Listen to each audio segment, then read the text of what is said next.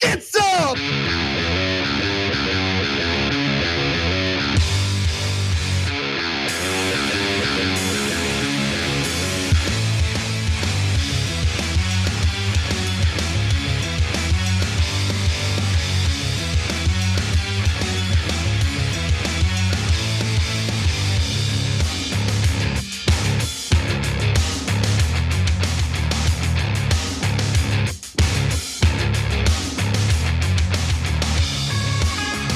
TYT, I'm your host, Anna Kasparian, and despite the fact that I'm the only person on the set at the moment, Cenk Uygur will be joining me in the second segment of the first hour. We're actually gonna start the show today with a story about the presidential election in 2024, how Biden is doing in the polls, and because Cenk is running for president in the Democratic primary, we wanna make sure that we have no conflicts of interest in the stories that we share with you and who shares those stories with you.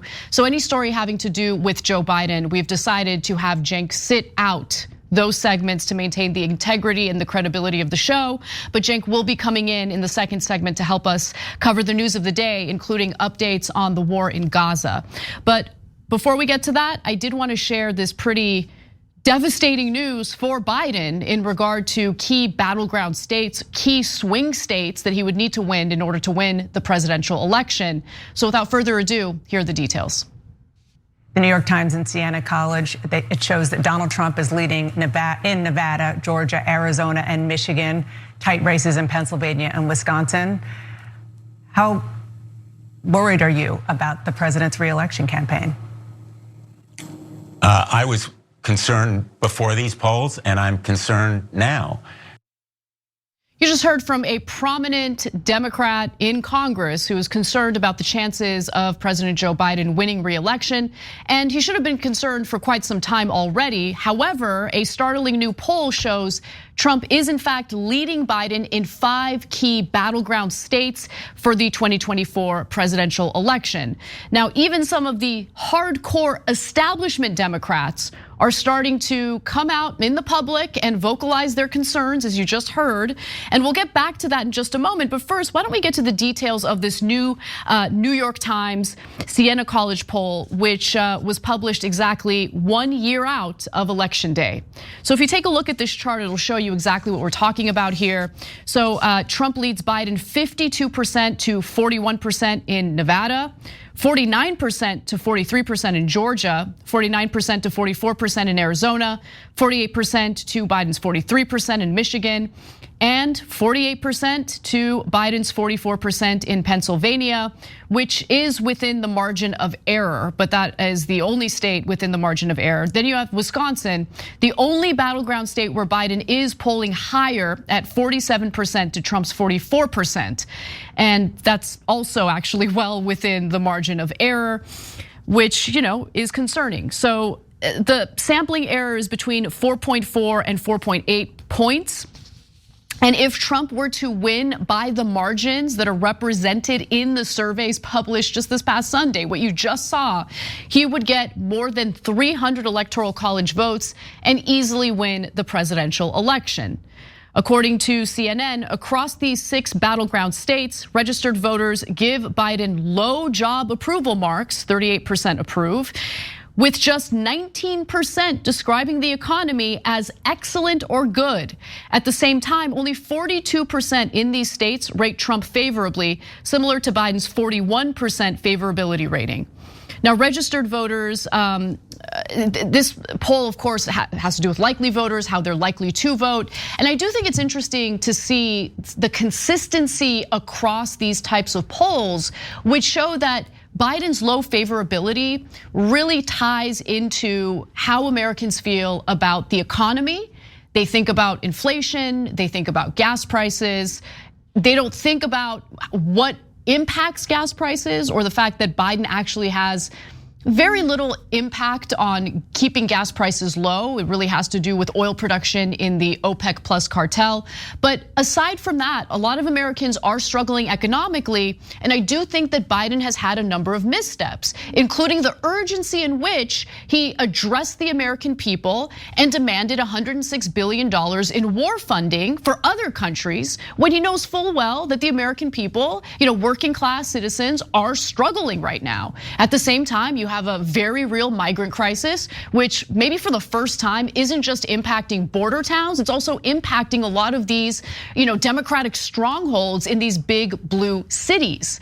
And so Biden hasn't really addressed that appropriately, and voters are starting to get incredibly frustrated as a result. So, registered voters in these 6 states, according to this New York Times Siena College poll, give Trump the edge over Biden in trust to handle the economy, immigration, national security, and the Israeli-Palestine conflict. They actually think Trump would have done a much better job in handling this conflict than Joe Biden has. So while Joe Biden is trying to present himself as this strong leader who is really going out of his way to defend Israel, it's really not playing out so well for him here at home. A lot of Democratic voters are not very happy with his handling of that, especially because they see the images coming out of Gaza, they see the high civilian death toll, and they want the violence to stop. Then they turn to Biden to see what he's saying. They turn to Antony Blinken to see what he's saying. And it's just wall-to-wall administration officials saying that Israel has the right to defend itself. We are not going to tell them to engage in a ceasefire. We might gently nudge toward a humanitarian pause, which they've now rebranded as a tactical pause. But the American people aren't buying it. And it's clear that even when it comes to that issue, the majority of voters think that Trump would do a better job than Biden. Now, the voters say that they do trust Biden more than Trump on 2 issues. The first is abortion, which I'm very curious to see whether it will kind of carry Democrats through this upcoming election. It certainly helped Democrats during the midterms, but voters might be thinking about other issues by the time we hit the general election. They also think that Biden would do better with closing the split on handling democracy, making sure to protect democracy. So with that said, let's take a look at the next chart because it'll give you some more interesting details about how American voters are feeling about the 2 candidates. When asked whether Trump and Biden are too old, a whopping 71% said that Biden was too old, with only 39% saying the same of Trump. Now, Trump is up there in age as well, but if you see the speaking styles of the 2 candidates here, it's very obvious that Trump is more charismatic, he's more energetic, for better or worse, whereas Biden tends to look into the camera as if he's squinting into the sun and speaks slowly, seems tired, in fact, sometimes even says that he's tired and he's ready to go to bed. Not playing out so well for him.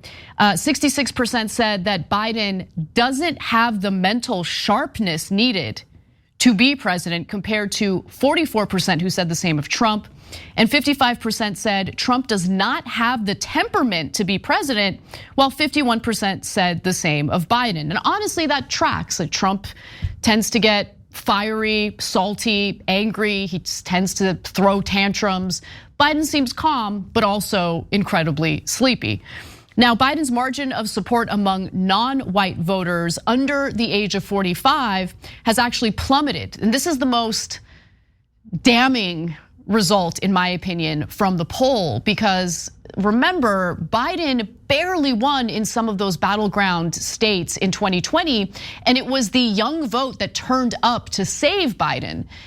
That might not happen this time around. So Biden's margin of support among non-white voters under 45 has plummeted from 39 in 2020 to just 6, according to this latest survey.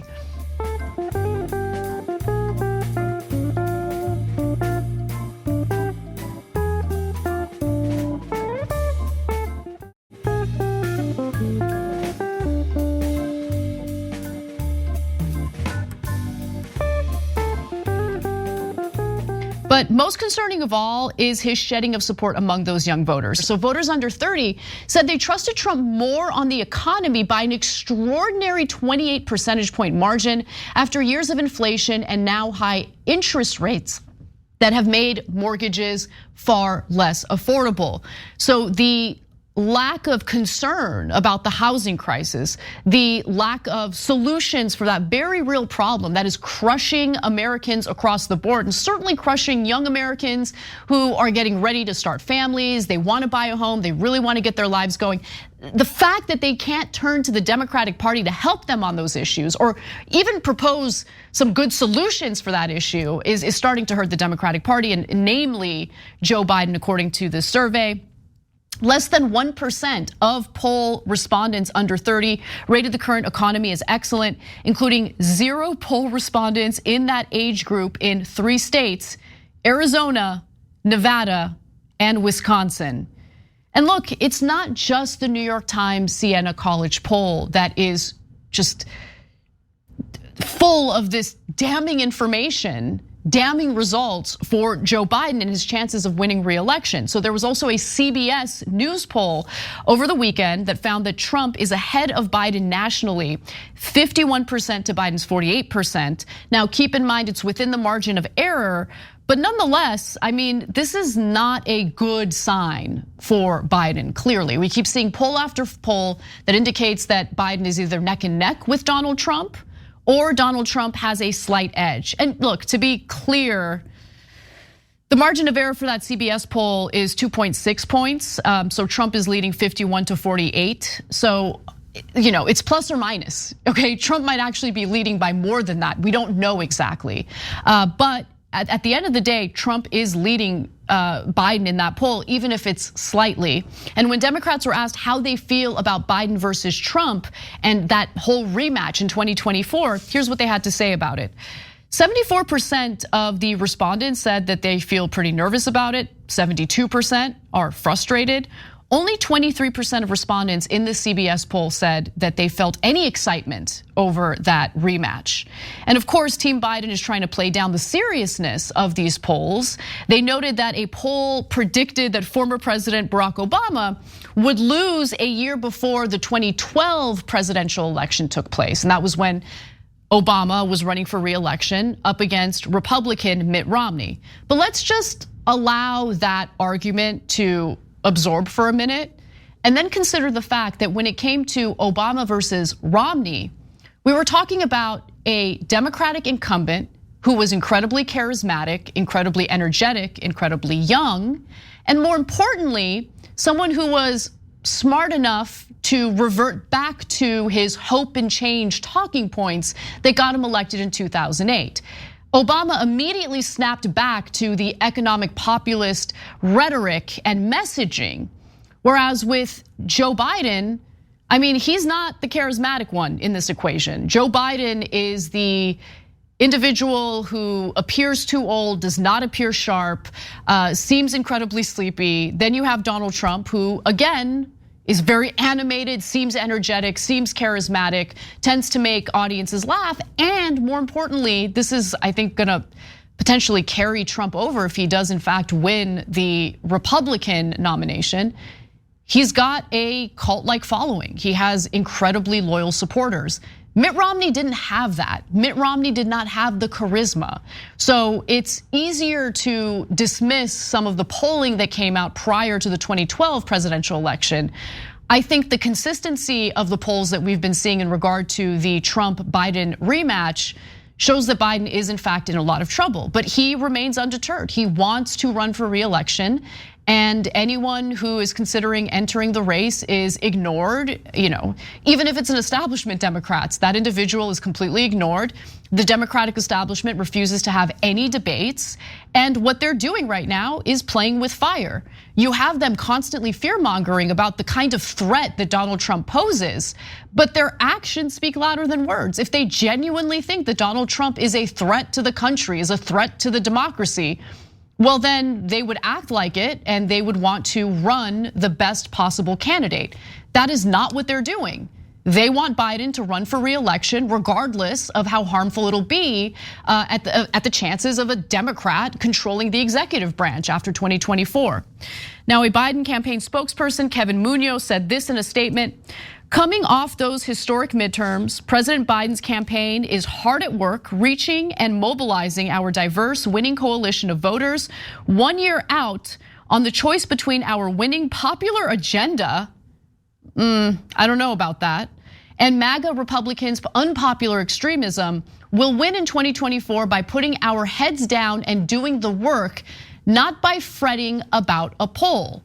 But again, I just invite you all to consider the nickel and diming that took place in regard to the American people as the negotiations in Congress were underway for Biden's Build Back Better agenda, for the Inflation Reduction Act. A lot of nickel and diming when it came to important social programs that would have improved Americans' lives, including improving childcare. So parents feel comfortable, actually, first of all, having children and being able to afford childcare so they can go to work. There was supposed to be provisions in there to help with compensation for those engaging in elder care. There was supposed to be provisions in order to make higher education far more affordable for American students. There were supposed to be more robust provisions to help lower the price of pharmaceutical drugs. All of that stuff got nickel and dimed. But the second Hamas engaged in that disgusting, vicious, and brutal terrorist attack in Israel, that was all it took for Biden to go on the world stage and ask the American people, along with our lawmakers, to approve $106 billion for war funding. Now, it's not all for Israel, of course. Some of that money goes to Ukraine. Some of that money goes to bolster the border. Some of that money goes toward humanitarian aid in the Gaza Strip. But nonetheless, I think that the sense of urgency displayed by Biden doesn't bode well for him as the American people are struggling economically. It's just, it really doesn't take a rocket scientist to figure any of this out. And look, even David Axelrod is starting to ring the alarm on this. So I'm gonna give you a few of the posts that he put out there on X, formerly known as Twitter. It's very late to change horses. A lot will happen in the next year that no one can predict, and Biden's team says his resolve to run is firm.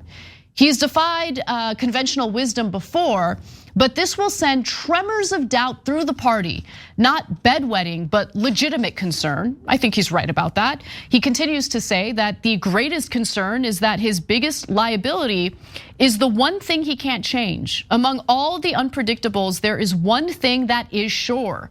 The age arrow only points in one direction. Only Joe Biden can make this decision.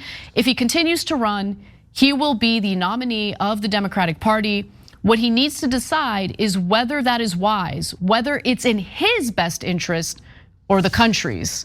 I mean, that is, in my opinion, quite a nudge toward Biden and toward his allies to basically stand down and make room for someone else to run in his place. And he also said that the stakes of this miscalculation, Axelrod said that the stakes of this miscalculation are too dramatic to ignore. And look, the one thing I'll leave you with, which I think is so incredibly important to keep in mind, the same poll actually took a generic Democrat, just a generic Democrat, and put that generic Democrat up against Donald Trump to see what the results would be. And guess what? The same New York Times poll found that a generic Democrat not named Joe Biden would actually beat Trump by 8 points. So let that sink in. Consider the selfishness of Joe Biden and consider just how unserious the Democratic Party appears to be when on one hand, they endlessly fearmonger about the threat that Donald Trump poses to this democracy. But then on the other hand, they continue on with this magical thinking in regard to an incredibly unpopular Democratic president who is now running for re-election after he had promised he would not seek a second term. I think that's the best way to think about this story as we rapidly move barrel toward an iceberg. All right, we got to take a break. When we come back, Cenk Uygur will be joining me to talk about the ongoing crisis and war in Gaza. Read the polls. Read the polls, Jack.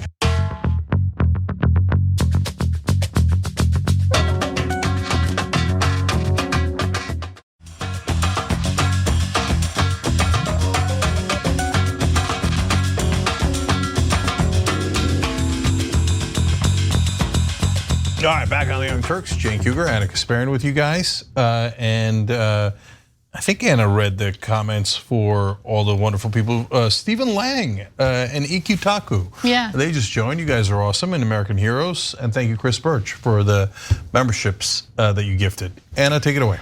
All right, well, the story that breaks my heart every single day, we got to give you an update on what's happening in Gaza. So let's do it. And in the Maghazi refugee camp, Hamas says another Israeli strike killed at least 38 people and injured 100 more. This photojournalist carried his dead child, one of 4 he lost, along with 4 brothers and their children. Photojournalist loses 4 of his own children in the Gaza Strip. Unfortunately, that is not a rarity in the Gaza Strip these days. Entire families continue to be wiped out by IDF airstrikes in response to what happened in Israel on October 7th when Hamas carried out a terrorist attack. Now, Israel, of course, says that they're going after Hamas, but their military activity there, the aerial bombardments, which are relentless, show a pretty clear disregard for human life. And if the actions don't speak to you and give you the reality of the situation, I'll give you actual statements from members of Netanyahu's Likud party. Now, the Israeli government, along with the Israeli Defense Forces, continue to shamelessly bomb refugee camps, knowing that the majority of those killed will in fact be civilians and children. Here are more details on that. This was the Maghazi refugee camp this morning. The panorama of destruction from the air soon becomes the particular of tragedy on the ground. And that unbearable murmur of misery returns. At least 40 dead, according to the Gaza Health Ministry. Israel doesn't deny the number, but says that the presence of Hamas units makes it a legitimate target. What human price victory? It is the question that haunts this war, perhaps any war. And here too, both sides have answers that are unacceptable to the other. An Israeli fighter jet struck this ambulance convoy, claiming Hamas fighters were inside. Men and women laid in their own pools of blood outside the Strip's biggest hospital, Al-Shifa. Israel also hit Gaza's Jabalia refugee camp, the 3rd time in 5 days, targeting more militants and infrastructure. In the aftermath, this anguished boy said he carried out dead bodies, including one decapitated. Now, before I go to you, Cenk, I think it's really important for people to understand that the images you're seeing are very much real. And despite what you might be hearing from Netanyahu, despite what you might be hearing from officials here in the United States, Biden administration officials justifying what's happening and pretending as though there isn't this attempt to target Palestinian civilians or conflate Palestinian civilians with Hamas militants, let me give you some actual statements from politicians within Israel. Some Israeli hardliners advocate keeping control of Gaza and permanently expelling its Palestinian residents. That's called ethnic cleansing, for those who might not know. A Likud lawmaker, Ariel Kalner, has called for another Nakba that would overshadow the original mass displacement in 1948. Right now, one goal, Nakba, Kalner said on October 8th. Nakba in Gaza and Nakba to anyone who dares to join, he added. Also, a far-right government minister, Amishai Aliyahu, said on Wednesday that Gazan land should be given to former Israeli soldiers who fought in Gaza or to former Israeli settlers who lived in the enclave before Israel withdrew from it in 2005.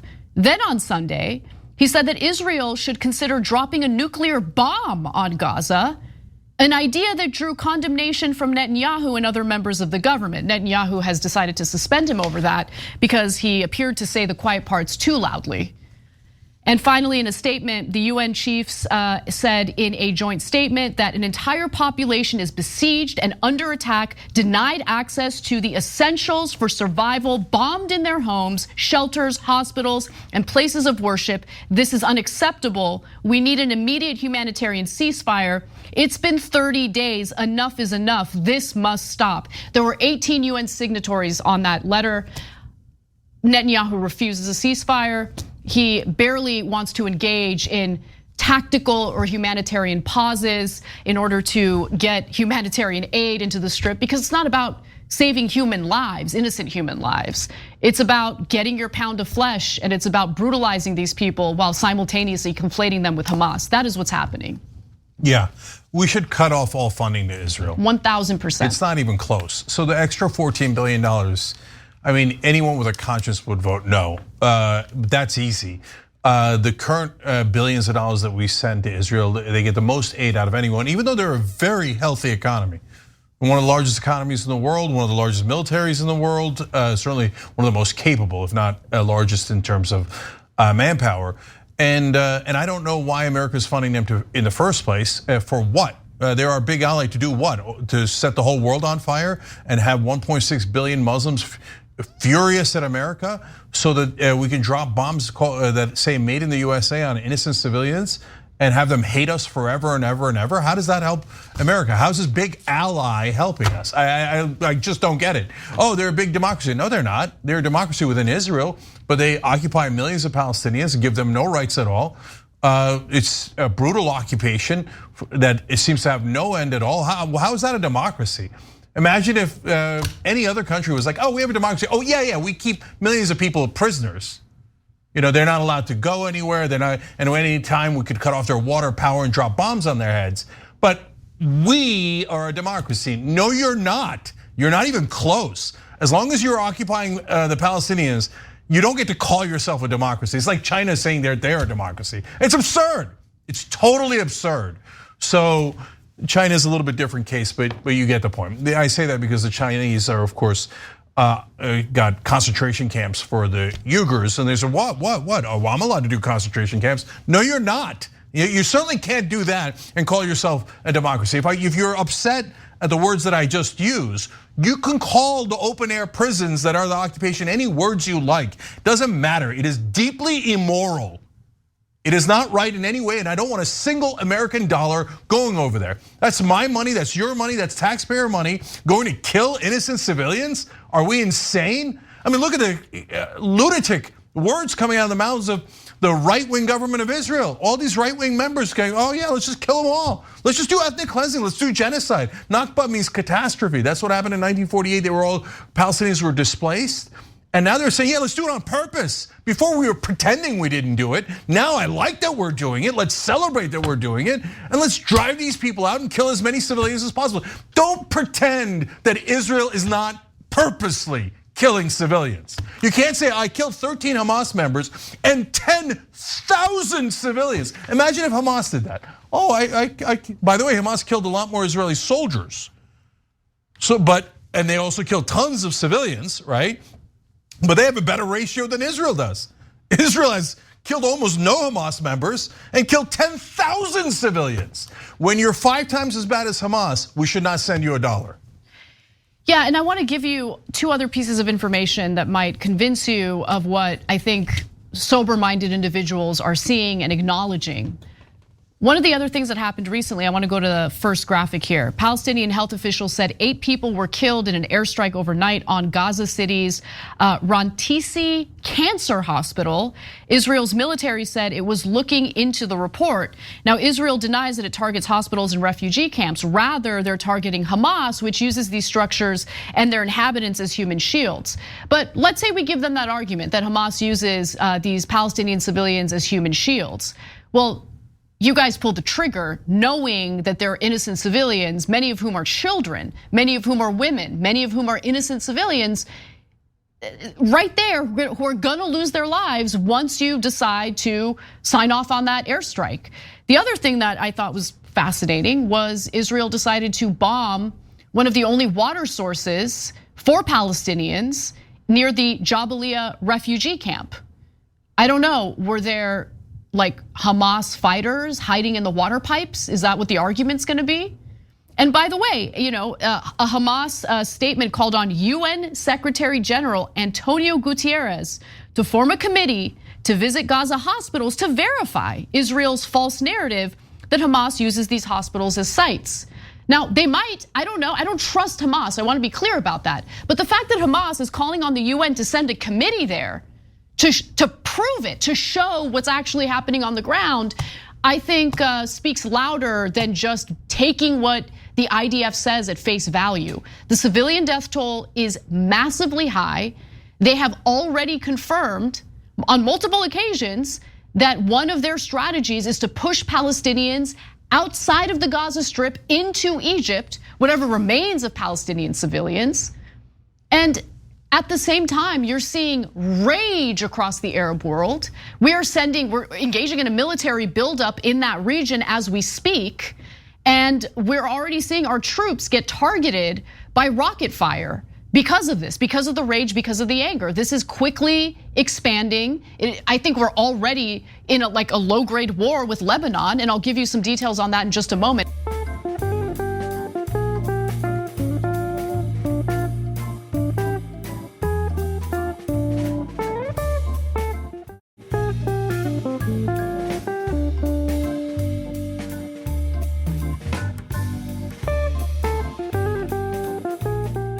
Yeah, so I think that a giant difference has been made by the videos that we're getting out of Gaza. In the old days, the West, not just Israel, would bomb the hell out of Muslim lands. Let's keep it real, okay? And before that, of course, Vietnam, and before that, other places as well. But now, for the last 20, 30 years, it's been pretty much almost exclusively Muslim lands. We just bombed them, hundreds of thousands of civilians killed in Iraq when Iraq didn't even attack us. And then our politicians like jackasses and liars come out and go, oh, I don't know why they're mad at us, okay? We were just trying to liberate them and give them freedom at the end of one of our bombs, and it blew their heads apart and it murdered their children. I don't know why they're mad at us. So we spend money that goes to defense contractors. They get unbelievably rich off of it. And then we make about 1.5 billion enemies because we keep killing them. But the American people totally blinded. The media telling, oh, we had to attack Afghanistan, we had to attack Iraq. Israel had to kill all those Palestinians. Oh, they're hiding behind the civilians. What do you mean you're occupying them? Where are they supposed to go? So, okay, and to Anna's point, and I've said this a million times, would you please, seriously, if you're out there in the audience, would you do it? Would you say, oh, that guy, that's a bad guy there, even hurt my family members, hiding behind 5 civilians, an aunt, a sister, a baby, and 2 parents? Would you kill them? Would you say, yeah, I was getting the bad guy, so I murdered the baby, the aunt, et cetera, et cetera? I wouldn't do that. I would hope no decent person would do that. So how come our government is helping Israel do that? Oh, and they are helping quite a bit. Yeah, and so I just want to say one more thing though. But now that we're seeing the videos, whether it's through cell phones or incredibly brave journalists who are risking death at the hands of Israel by reporting on the ground, let's be super clear about it. Risking death at the hands of Israel, okay? So they go in there and they get those pictures. Then now you have all of a sudden you have a decision to make. Before we didn't see them. We didn't see them in Iraq, we didn't see them in Afghanistan, and we didn't see them earlier in these conflicts in Israel and Gaza. Now you're seeing them with your own eyes. And you go, oh my God, that is a kid. Oh my God, that guy is decapitated. Oh my God, that is a woman crushed to death under all those blocks. Yes, oh my God, who did that? We did that. Yep. We're funding Israel to drop bombs that say made in the USA on top of their heads, kill them at a rate of 10,000 civilians, which is now, I'm losing track, 7 times worse than Hamas. And then we say, well, I don't know why they hate us. That's why they hate us. We killed their civilians and we're doing it today, and you still have a green light from the American government to do it. Let's go to graphic 6 because this will help you understand just how many kids are dying in Gaza every 10 minutes. On average, a child is killed and 2 are injured every 10 minutes during this war. The UN Relief Agency for Palestinians said, the UN. So I'd like to hear, the Israeli government pretend as though these numbers aren't real because they can't argue that Hamas controls the UN. The agencies, let me continue with that. Let's put that back up. The agency's shelters in South Gaza are overcrowded and unable to take new arrivals, and many displaced people are sleeping in the streets, the UN Humanitarian Office said. And so this has led to a lot of rage toward the Biden administration for providing cover for the brutality that the Israeli government is basically carrying out against Palestinian people. And so Blinken's like, oh, we gotta do something about this. It's not gonna bode so well for Biden's chances of getting reelected. And so Axios is reporting that Blinken continues to ask for humanitarian pauses, which is different from a ceasefire, in order to essentially get Americans off his back, get maybe some protesting members of the Arab world off the American government's back. But he's trying to sell it to Netanyahu by saying that this might even help them with their ground invasion. Secretary of State Antony Blinken told his Israeli counterparts on Friday that agreeing to a humanitarian pause will help the US fend off growing pressure it is facing over its support of Israel's brutality in Gaza. Okay, operation is a very light way of putting it. Blinken said that the Biden administration is taking a lot of fire domestically and internationally because it is giving Israel its full backing. And then get a load of this. Blinken's message, according to one US and 2 Israeli officials, was, we don't want to stop you, but help us help you get more time. To kill more people. Oh, I filled in that part. So in other words, green light. 100% green light. We don't want to stop you. We want to help you with your propaganda and so that you can catch your breath and then kill more Palestinians. So that's the current American position, and it's disgusting. And so look, there's a rebellion now in America. So we've got the left wing was never in favor of this brutality and this monstrous behavior on the part of the right wing government of Israel. Now a lot of right wingers are saying, I don't get it, man. Why are we killing these people? I just don't get it. And so they're in the America First crowd. America First isn't like, I'm not getting anyone. Now we're gonna give more money to Israel to kill more civilians who are then gonna come bomb us. Why? Why are we doing that? Good question. Why are we doing that? Why? No one's asking why. For what? These nonsense talking points about how they're a democracy and how they're an ally. All they ever do is get us in trouble. And it's not because of who they are, it's because of what they do. It is the government's actions. If they were attacked by Hamas, when they were, we all had sympathy. All Americans were on the same team. We wanted to support Israel. Now they're like, okay, we're killing way more civilians than the terrorists. Are you still with us? And our answer in America, according to the polling, is no, we're not with you. We don't want to spend money to have you kill those innocent people. And so, but our politicians, no way. So who like what? Is every politician in DC, or almost all of them, they're just bloodthirsty? They like killing civilians? What is it? No, they like money. That's what it is. Yeah. So now, of course, go ahead. All the media. They're afraid of AIPAC. They're afraid, like Fetterman. Okay, Fetterman is terrified about what AIPAC and the Democratic majority of Israel is gonna do to him if he grows the pair necessary to call out what is actually transpiring in the Gaza Strip. You can't say that about Senator Bernie Sanders, who also fails to call for a ceasefire. Maybe Bernie genuinely thinks that, despite the brutality that Palestinian civilians are dealing with right now, I'm gonna support Israel anyway because of what Hamas did. But if you think that this is gonna root out Hamas, that is laughable to say the least. Hamas leaders are not even in the Gaza Strip, they're in other countries. They're in Lebanon, they're in Qatar. There's no conversation about making a deal with those countries to turn over those Hamas leaders and bring them to justice. However the Israeli government wants to bring them to justice, I don't even give a damn. But I think that the targeting of civilians is pretty clear. I think that there is acknowledgement, even among some US officials, that what they're doing is not gonna keep Israeli civilians safe in the long run, but they want their pound of flesh, so I guess they're getting it. It's just that we're also co-signing to a potential expanded war with other countries. Real quick, Cenk, I wanted to mention the details about Lebanon. So tensions increased with Lebanon after an Israeli strike on a car in the south of the country killed 3 children and their grandmother, Lebanese authorities said.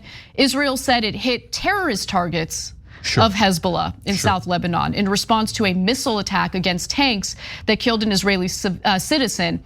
Hezbollah said it responded by firing rockets at Kiryat Shmona town in northern Israel.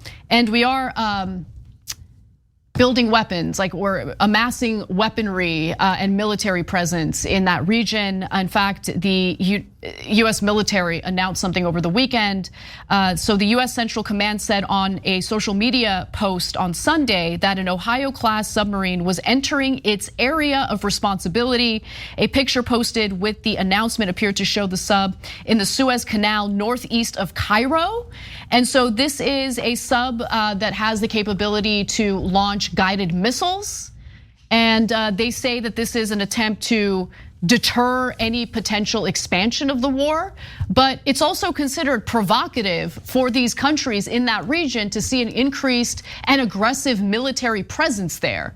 It is, again, provocative, and it might actually lead, in my opinion, to a worse situation, not a better situation. I think if you want a real deterrent, you persuade Israel to engage in a ceasefire, and when Netanyahu says no, you threaten to pull the funding.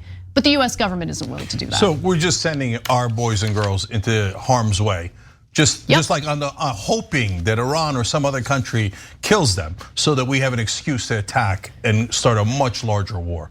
What does Israel's military can't handle Hamas in Gaza? They seem to be destroying every square inch of Gaza. Why do they need our aircraft carrier? They don't have enough weapons? That's absurd. The only reason the aircraft carrier goes there is to get attacked. Like they're crossing their fingers, please attack us, so we have an excuse to start a giant war. And so guys, look, Anna mentioned AIPAC. If you're a lunatic, you think, no, AIPAC and Democratic majority for Israel has no effect, even though they spend millions of dollars in every in campaigns like the one against Nina Turner, and they eliminate their political opponents. But golly gee, we can't talk about it. No, I can talk about it. That's definitely a factor. But they're not the largest factor. The largest factor is defense contractors. So that $14 billion is not going to go to Israel. It's going to go to defense contractors and then to Israel. And they're going to take the defense contractors are the ones taking the pound of flesh. They're going to take all the money and they're going to give bribes to every stupid American politician that takes bribes. Yes, they're bribes from defense contractors, campaign contributions, my ass. That goes to your power, your fame, your status. That's how you buy it, with the blood of Palestinian children. And so the defense contractors think, oh my God, yes, send the aircraft carrier, please attack America. Come on, Raytheon executives, Lockheed Martin executives, all of you guys. You're telling me you're not preparing right now, that you don't have spreadsheets that are ready to make an unbelievable, literal killing on this if a war with Iran starts? And the guys, right wing, left wing, moderate wing, it doesn't matter. How does this help America? Show me one way that this helps America. So, I want to ask last two things here. They say, oh, this is not an endless war. It isn't? How do we know when Hamas has been defeated? It's literally an impossible standard. There is no arbiter, there's no ref, there's no nothing who can say, oh, okay, whistle, Hamas is now defeated. It's not a thing. It's just a BS excuse to kill more Palestinians and maybe ethnically cleanse them and maybe reclaim Gaza, according to some of the right-wing officials in the Israeli government, thinking, oh great, we'll take their land too. We'll kill them and take their land. Look, I'm gonna say this analogy one more time, but it's when the Ottoman Empire was breaking apart, a lot of different ethnicities attacked the Ottoman Empire. That's what happens when an empire is decaying. The Greeks attacked, the Bulgarians attacked, the Armenians attacked. And in the Armenian attack, the Turkish, at the time, the Ottoman government went and killed tons of innocent Armenian civilians, as well as the people who attacked. Then they drove them, they marched them, and tons of people died in that march, okay? And that's what we call the Armenian genocide. So, and you know what the Ottoman government said at the time? We have a right to defend ourselves. These Armenian rebels attacked our troops and attacked our civilians.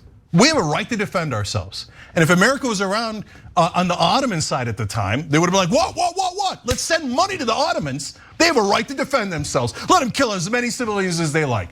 That's literally what we're doing right now in Israel. Last thing, look, I don't want to put pressure on Jewish Americans. It's not their business. They're not Israelis, they're Americans, okay? But I have hope and I have faith. What I've seen is not only are the right wing, left wing, etc. now turning on this issue, but tons and tons of wonderful, moral Jewish Americans are saying, not in my name. Don't do this in my name. All you're doing is sullying my name. don't do it. Don't do it, I'm not signing up for this. I love those folks. They're not just wonderful Americans, they're wonderful human beings who are trying to get to the right answer. And I love that they're saying, do not do this in my name. Thank you. All right, everyone, we're gonna take a brief break. When we come back, Obama has weighed in on what's happening in Gaza. It's important to share that with you along with kind of going back in time to kind of see the relationship that Obama had with Netanyahu. And more importantly, the kind of relationship that Trump actually had with Netanyahu. Come right back.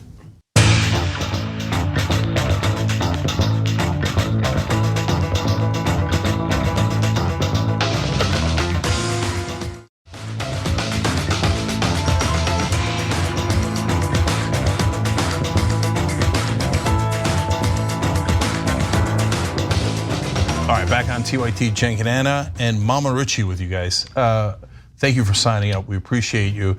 You can do likewise by hitting the join button or go to tyt.com/join. Anna. Let's get right to our next story. What is also true is that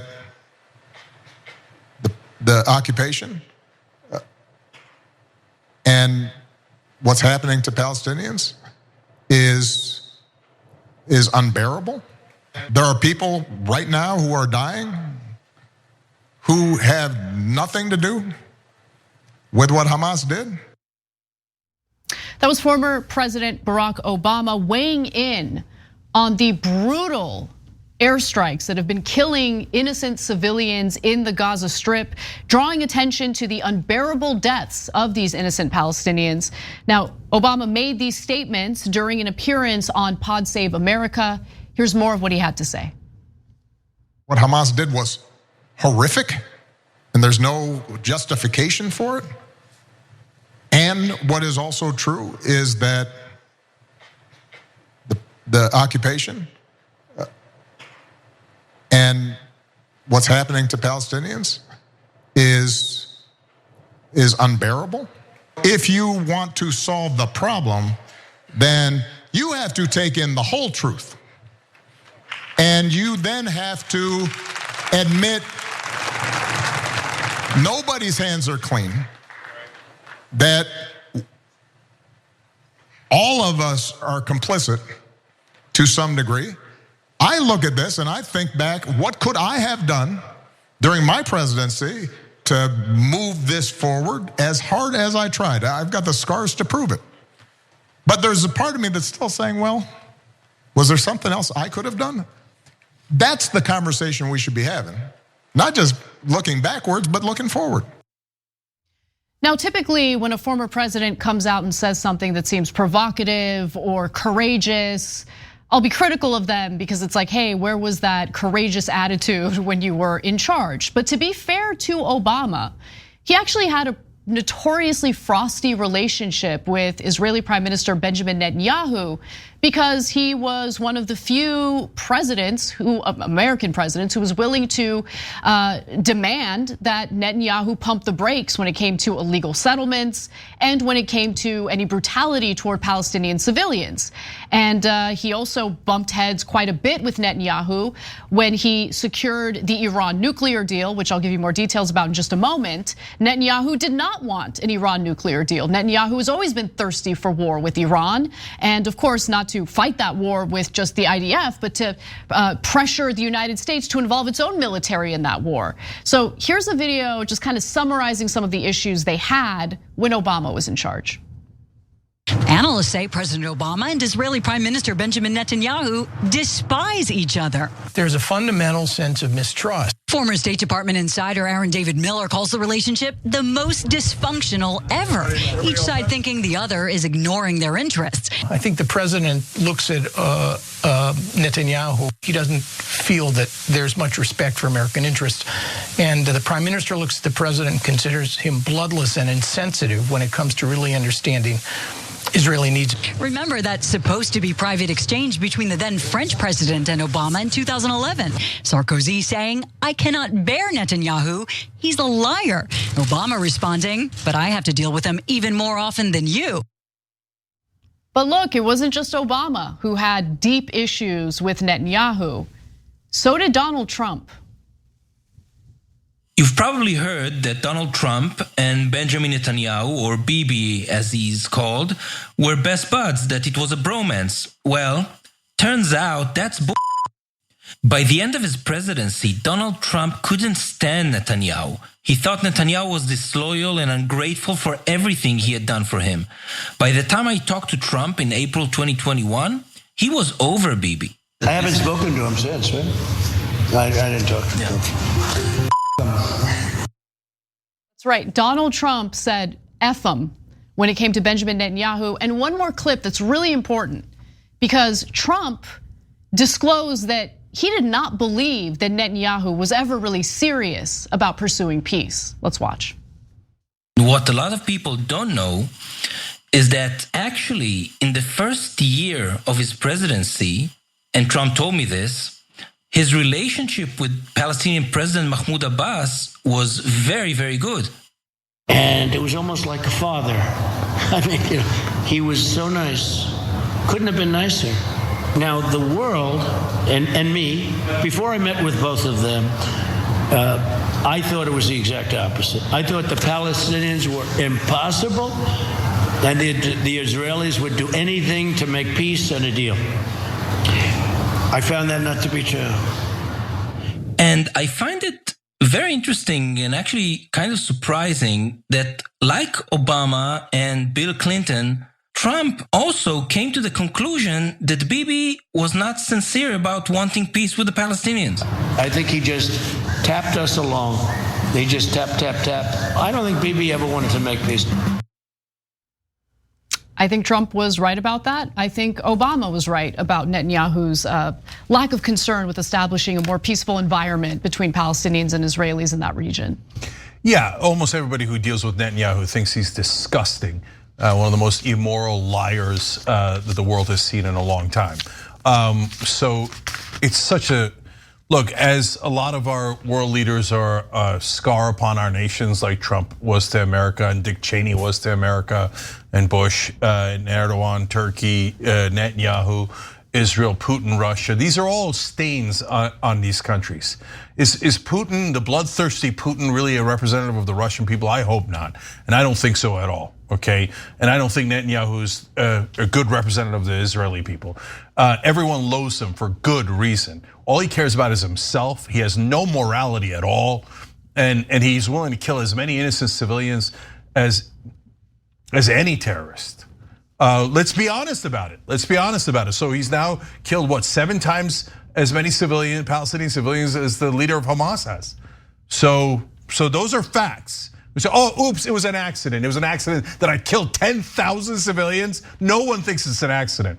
Only like people who are just obsessed with defending Israel, no matter what, would say that. No rational human being would thinks that all 10,000 civilians was just an accident, just collateral damages. We were getting the 13 Hamas guys. Okay, so one, I want to give credit to Barack Obama. I often criticize him for not coming out and making statements, being comfortable in his home. Oh, I'm an ex-president. Oh, I don't get to say anything, right? No. We could use your moral clarity from time to time. And here, credit where credit is due. Thank you. You see that now? Everybody's talking about what Obama said. And how even Obama is saying, how many civilians are we gonna kill? See, we need that moral clarity from time to time. So thank you, President Obama. Okay, now Trump, it breaks up into 2 different things. We covered that story before. Trump is bitter at Netanyahu for a lot of personal stuff, not backing him on the 2020 election, which is absurd. He thought he didn't thank him enough, etc.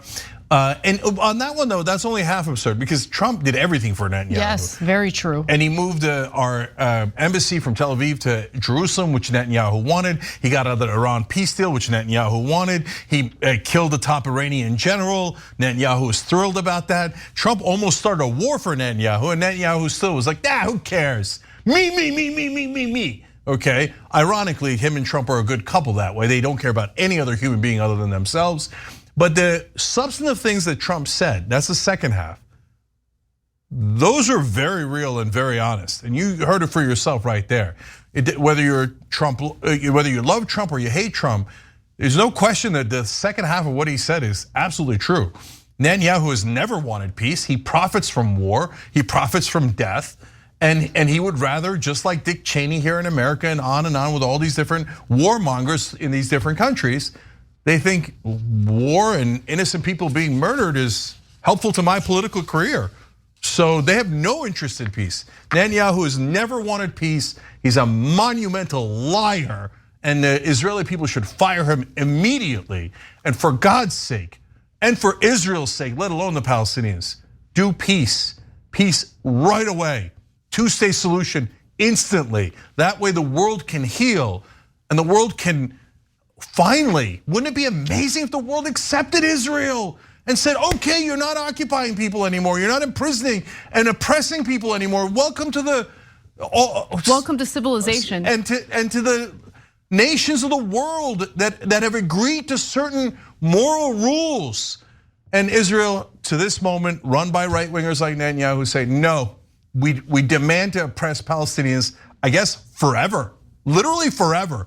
We demand it, and if anyone disagrees, they're anti-Semitic. Yeah. That stuff's not working at all anymore. In the world, in America, anytime anybody says that now, it's a laughingstock, total joke. Oh, you're using that stupid old excuse? And by the way, it's such a sick thing to do because there's real anti-Semitism in the world, and it's a giant problem here in America. And then now you want to use it for political tricks so you can kill more Palestinian civilians? Nah, that's not going to fly. All right, we're going to switch gears when we go to the second hour of the show, so stick around for that. We'll give you updates on the civil trial that Trump is facing regarding his fraud, financial fraud. So there's that and more coming up. Don't miss it.